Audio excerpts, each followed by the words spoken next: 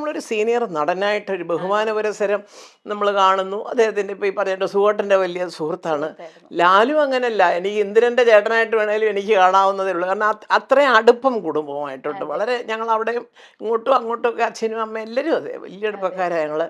അപ്പോൾ ലാലുവിനെ ഇപ്പോൾ ഈ പുറമേ അങ്ങനെയൊന്നും പറഞ്ഞ് പാചക കസരത്തൊന്നും ചെയ്തില്ലെങ്കിൽ ലാലുവിന് രാജുവിനെ ഇഷ്ടമാണ്. രാജുവിന് അതിനെക്കാട്ടിലും ഇഷ്ടമാണ്. ഇവരെല്ലാം ഈ ലാലുവിൻ്റെ കുസൃതികളൊക്കെ ചിലപ്പോൾ ഈ പിള്ളേരോട് പണ്ട് പറഞ്ഞിട്ടുണ്ട്. യോ എന്നെ പോലെ ആയിരുന്നടാ മോഹൻലാൽ എന്നൊക്കെ പറഞ്ഞിട്ട് എന്നൊക്കെ പറയും. പക്ഷെ അതൊന്നും അല്ല, ലാലുവിൻ്റെ ആ ഒരു മനസ്സുണ്ടല്ലോ, അതൊക്കെ ഒരു തുറന്ന വേദിയിൽ പറയാൻ അതെ. അത് സിനിമയിൽ തീർച്ചയായും. എല്ലാവർക്കും കിട്ടത്തില്ല മോളെ, സത്യം അതെ. പറയാം. ഉം. ഞാൻ പറയാമല്ലോ, അമ്മ അസോസിയേഷനിൽ മോഹൻലാലല്ലേ പ്രസിഡന്റ്, അദ്ദേഹം പറഞ്ഞോളൂ ഇതാണോ ജോലി അദ്ദേഹത്തിന്. എന്തുകൊണ്ടാണ് ഈ അമ്മയുടെ തലപ്പത്ത് മമ്മൂട്ടി മോഹൻലാലും വരണമെന്ന് ഞാനടക്കമുള്ളവർ ആലോചിക്കുന്നത്? അത് ആരെങ്കിലും ഈ അമ്മയിലുള്ളവർ ചിന്തിക്കുന്നുണ്ടായിരിക്കാം, എന്തോ എനിക്കറിയില്ല. അവരുടെ പേരാണ് നമുക്ക് വേണ്ടത്, അതെ. അല്ലാതെ അവർ രാവിലെ ഇവിടെ വന്ന് അറ്റൻഡൻസ് ഇടുമല്ലോ, ആരൊക്കെ വന്നിന്നേലും വന്ന ഒപ്പിട്ട് അതല്ല അവരുടെ ജോലി. അവർ മലയാള സിനിമയുടെ യശസ് ലോകമെമ്പാടും ഉയർത്താൻ നടക്കുന്ന രണ്ട് വ്യക്തികൾ കാലത്ത്, അതിനാണ് വേറൊരു കമ്മിറ്റിയും ഒരു സെക്രട്ടറിയും ഒരു ട്രഷററും അതും ഇതൊക്കെ ആയിട്ട് കുറേ ആൾക്കാരെ എടുത്തിരിക്കുന്നത്. അവരും ഇല്ലേ, വേറെ ഉണ്ടല്ലോ, കമ്മിറ്റിയിൽ നിന്ന് ആരെങ്കിലും വിളിച്ച് രണ്ടുപേരെ ഇരുത്താം.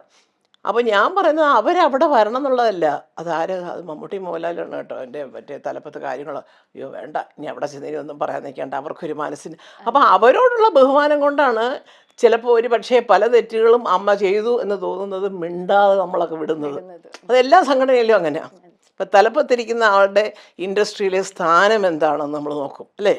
അതെ.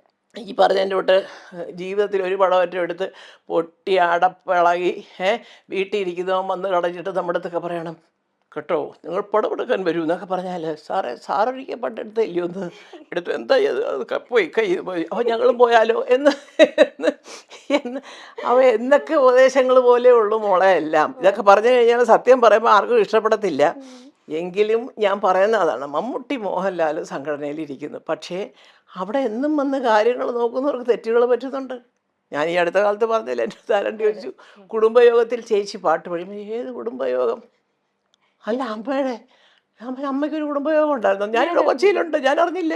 അപ്പോൾ ചോദിച്ചപ്പം അന്ന് ബാബുരാജ് മാത്രം ഒരു ഉത്തരം പറഞ്ഞു, 4 പേരെ വെച്ച് ഏൽപ്പിച്ചു ഓരോരുത്തരെ ക്ഷണിക്കുക. അയ്യോ എൻ്റെ പൊന്നെ ചേച്ചി, ജഗദീഷും പറഞ്ഞു കേട്ടോ. ഞാൻ എനിക്കതിലൊന്നും പരാതിയൊന്നുമില്ല, അപ്പോൾ ചെറിയ കാര്യം നമ്മൾ പിന്നെ ഈ വയസ്സുകാലത്ത് ഇനിയിപ്പോൾ കുടുംബയോഗത്തെ. അപ്പം ഞാൻ കളിയാക്കി പറഞ്ഞു, ജഗദീഷിനോട് കൂടെ പറഞ്ഞു, അതിപ്പം ആരെയാണ് നിങ്ങളെ ഏൽപ്പിച്ചത്? പെണ്ണുങ്ങളാണെങ്കിൽ അവരൊരു പക്ഷേ അമ്മയെക്കാട്ടിൽ ആങ്ങളമാരെ ആയിരിക്കും ഇഷ്ടം, ആണുങ്ങളാണെങ്കിൽ അമ്മയെക്കാട്ടിൽ പെങ്ങന്മാരോടായിരിക്കും ഇഷ്ടം. ഇതുകൊണ്ടാണല്ലോ വിളിക്കാത്തത്. ഇതൊന്നും ഒരു കുറ്റമല്ല. വയസ്സുകാലത്ത് ഈ അമ്മമാരൊക്കെ വന്നിരിക്കുന്ന ഒരു ബുദ്ധിമുട്ടാണ് സത്യം.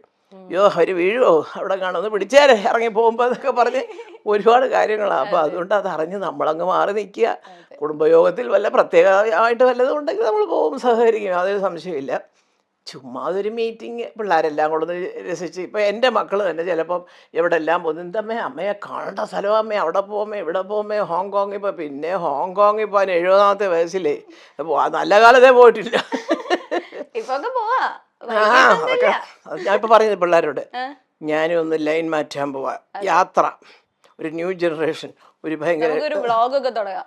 ആ അയ്യോ എൻ്റെ പൊന്നെ. ഹായ് ഗൈസ് എന്നൊക്കെ. അപ്പോൾ അതുകൊണ്ട് ഞാൻ പറയാൻ കാര്യം മോളെ എന്താണെന്നറിയാം, ഇപ്പം എമ്പുരാൻ്റെ കാര്യം തന്നെ എടുക്കുമ്പോൾ മമ്മൂട്ടിയും മോഹൻലാലും ഒക്കെ അഭിനയിക്കുന്ന ഒരു പടം നമ്മൾ അതിന് തന്നെ ഒരു വലിയ വാർത്തയാണ് അല്ലേ. അതെ. അപ്പോൾ അതിനകത്ത് പൃഥ്വിരാജ് ഡയറക്റ്റ് ചെയ്തു. പൃഥ്വിരാജിൻ്റെ ഒരുവിധം നന്നായിട്ട് അത്യാവശ്യമൊക്കെ പടം ചെയ്യാനൊക്കെ ഉള്ളൊരു കഴിവുണ്ടെന്നുള്ള 2 പടത്തിലൂടെ ഏറെക്കുറെ കുറച്ച് പേർക്കെങ്കിലും അറിയാം. അത് സമ്മതിക്കാൻ ഇതുപോലെ മോഹൻലാലിനെ പോലെ മനസ്സുള്ളവർക്ക്.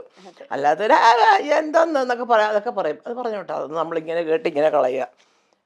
അപ്പോൾ ഇത് രണ്ടും കൂടെ ആയപ്പോഴത്തേക്ക് സത്യം ഇത് എല്ലാവരുടെ നല്ല അന്തസ്സായിട്ട് എഴുതിയിരിക്കുന്നവരുടെയൊക്കെ കത്തുകൾ വായിച്ചാൽ നമുക്ക് ഭയങ്കരമായിട്ടൊരു അഭിമാനം തോന്നും. ചേച്ചി അതെ. ലാലേട്ടനെ പ്പെട്ട ഒരാളെ വെച്ചിട്ട് ഇങ്ങനെ ഒരു പടം ചെയ്യാനായിട്ട് പൃഥ്വിക്ക് ഒരു അവസരം കിട്ടിയത് തന്നെ വലിയ അതെ. ദൈവാധീനം. പക്ഷേ പൃഥ്വി നന്നായിട്ട് ചെയ്യും, ഞങ്ങൾക്ക് വി ഹാവ് ദ പൃഥ്വിക്ക് അതിൻ്റെ കഴിവുണ്ട്. കഴിവുണ്ട്. ഞങ്ങൾ അതുകൊണ്ടാണ് ആ പടം കാണാൻ ഇങ്ങനെ വെയിറ്റ് ചെയ്ത് എന്നൊക്കെ പറയുമ്പോൾ ഒരു വലിയ സന്തോഷമല്ലേ. പിന്നെ അപ്പോൾ അതുകൊണ്ട് തീർച്ചയായിട്ടും. തന്നെ ഈശ്വരൻ സഹായിച്ച് എമ്പുരാൻ നിങ്ങളെപ്പോലെ തന്നെ കേരളത്തിലും ഇന്ത്യയിലും ഇന്ത്യക്ക് പുറത്തും ഒരു ചർച്ചയാണ്. അതെ. അമേരിക്കയിൽ ആദ്യത്തെ ദിവസത്തെ ഷോയൊക്കെ ഞാൻ കാണിച്ചു തരാം വേണമെങ്കിൽ, എൻ്റെ ഫോണിൽ കിടപ്പുണ്ട്. അവര് ലണ്ടനിൽ കാണിച്ചതാണോ, സ്ക്രീനിൽ കാണിച്ചതാണോ? അല്ല, അവിടുന്ന് എനിക്ക് ഞങ്ങളുടെ കോളേജ് ഞങ്ങൾ ട്രിവാൻഡ്രം വിമൻസ് കോളേജ് ഗ്രൂപ്പുണ്ട്. അതിൽ പലരും അമേരിക്കയിലൊക്കെ ഉണ്ട്, എൻ്റെ സുഹൃത്തുക്കളൊക്കെ ഉണ്ട്, റാണി ജയശങ്കർ അവരൊക്കെ. അപ്പോൾ അവരൊക്കെ ഓരോ ഷോയുടെയും ടിക്കറ്റ് ബുക്ക് ചെയ്ത് പോയിരിക്കുകയാണ്, കിട്ടുന്നില്ല, ഫസ്റ്റ് ഡേ ഒന്നും കിട്ടുന്നില്ല. കിട്ടുന്നില്ല. അപ്പോൾ അതിനെക്കുറിച്ച് എഴുതി അയച്ചു. ലണ്ടനിൽ ആദ്യത്തെ 2 ദിവസത്തെ 3 ഷോയും കംപ്ലീറ്റ്ലി ബുക്ക്ഡ് ആയിട്ട്. അപ്പോൾ ഒരെണ്ണം ബുക്ക് ചെയ്തിരിക്കുന്ന ഇവിടെ നമ്മുടെ പാരഗൺ ഹോട്ടലൊക്കെ നടത്തുന്ന ഒരു ഇപ്പോൾ അതിൻ്റെ സൽക്കാരം എന്നാന്ന് തോന്നുന്നത്, അറിയത്തില്ല, സന്തോഷ് ആതിര എന്നൊക്കെ പറഞ്ഞാൽ നിങ്ങൾക്കൊക്കെ അറിയാം. ഒരു ലേഡി പൃഥ്വിരാജിനെ ഇമിറ്റേറ്റ് ചെയ്തൊരു പെൺകുട്ടി, അവരൊക്കെ ലണ്ടനിലാണ്. Okay okay. അവർ ഇങ്ങനെ ബുക്കിങ്ങിൻ്റെ. അപ്പോൾ ഇതൊക്കെ കണ്ടിട്ട് ഞാനിങ്ങനെ ഇവിടെ ഇരുന്നിട്ട് ഇങ്ങനെ സന്തോഷിക്കുകയാണ്. ഈശ്വര, ആദ്യത്തെ 3 ദിവസം UK ടിക്കറ്റ് ഇല്ലെന്നോ എന്നൊക്കെ. നമുക്ക് ഇതൊക്കെ ഇവർ പറഞ്ഞല്ലേ നമുക്കറിയാനൊക്കെ ഉള്ളൂ. അപ്പോൾ ഞാൻ മക്കളും മോഹൻലാലും ഒക്കെ അറിയുമായിരിക്കും, ഞാൻ പക്ഷേ അത്ര ഇതെല്ലാം എനിക്കും വരുന്നുണ്ട്. ദൈവം സഹായിച്ച് എന്തോ അയ്യോ അമ്മയും കൂടെ ഒന്ന് കണ്ടോട്ടെ വിചാരിച്ചിട്ടായിരിക്കും. അതെല്ലാം കാണുമ്പോൾ കൂടുതൽ വിനയത്തോടുകൂടി ഈശ്വരനോട് പറയാണ്, ദൈവമേ, ശത്രുക്കളും മിത്രങ്ങളും ഉണ്ടെങ്കിലും ഇത് നമ്മുടെ ചോറാണ്, ഇതിനകത്ത് കരകയറ്റി വിടണം. ഇത്രയേ ഉള്ളൂ എൻ്റെ പ്രാർത്ഥന. ഇപ്പൊ ലാലേട്ടൻ ആ പ്രസ് മീറ്റിൽ തന്നെ രാജുവേട്ടനെ പറ്റി പറയുന്ന കാര്യം പറയുമ്പോൾ നമുക്ക് തന്നെ ഭയങ്കര സന്തോഷമാണ്. ലാലേട്ടൻ പറഞ്ഞിരിക്കുന്നത് ഇന്ത്യയിലെ ഏറ്റവും വലിയൊരു സംവിധായകനായി മാറും പൃഥ്വിരാജ് എന്നാണ് പറഞ്ഞിരിക്കുന്നത്. ഞാൻ കണ്ടു, അതെല്ലാം ഞാൻ ലാലുവിൻ്റെ എല്ലാം ഞാൻ കേട്ടു. ഒരുവിധപ്പെട്ട പ്രസ് മീറ്റിൽ പറഞ്ഞ കാര്യങ്ങളൊക്കെ കേട്ടു. ഇന്നലെ തന്നെ ആക്ടറായിട്ടാണോ ഡയറക്ടറായിട്ടാണോ ഇഷ്ടം എന്ന് പറഞ്ഞപ്പോൾ ആസ് എ പേഴ്സൺ അതൊക്കെ നല്ല ഒരു, അത് ശരിക്കും പറഞ്ഞാൽ അത് മോളെ, അത് തോന്നിയാലും അല്ല, രണ്ടും അറിയാം എന്ന് പറഞ്ഞാലും അതിന് ഉത്തരവായി അല്ലേ. 2 തരത്തിൽ അയാൾ മിടുക്കനാണെന്ന് പറഞ്ഞാൽ മതി. പക്ഷേ അതിൻ്റെ അപ്പോഴാണ് അങ്ങനത്തെ ഉത്തരങ്ങൾ വരുമ്പോൾ മനസ്സിൻ്റെ അടിത്തട്ടിൽ നിന്ന് ആത്മാർത്ഥമായിട്ടുള്ള ഒരു ഉത്തരങ്ങൾ വരും. അതാണ്, അവിടെയാണ് നമ്മൾ മനസ്സിലാക്കേണ്ടത്. അതിപ്പം മമ്മൂട്ടിക്കും അറിയാം നന്നായിട്ട്. എൻ്റെ മക്കളെ എല്ലാം നന്നായിട്ട് സുഖമായിട്ടുള്ള കാലം മുതലേ വലിയ അടുപ്പക്കാരാണ്. അപ്പം ലാലുവിനെ കുടുംബപരമായിട്ട് ഞാനൊരു കൊച്ചു മോനെ പോലെ എപ്പോഴും, വയസ്സ് വലിയ വ്യത്യാസമൊന്നുമില്ല, എന്നാൽ ലാലു എന്നെ കണ്ട് ഒരുപാട് ഉള്ളതാണ്, ഞാൻ പറഞ്ഞില്ലേ. അപ്പോൾ എന്നാലും ആ ഒരു സ്നേഹവും അടുപ്പവും ഒക്കെ ഉണ്ടല്ലോ.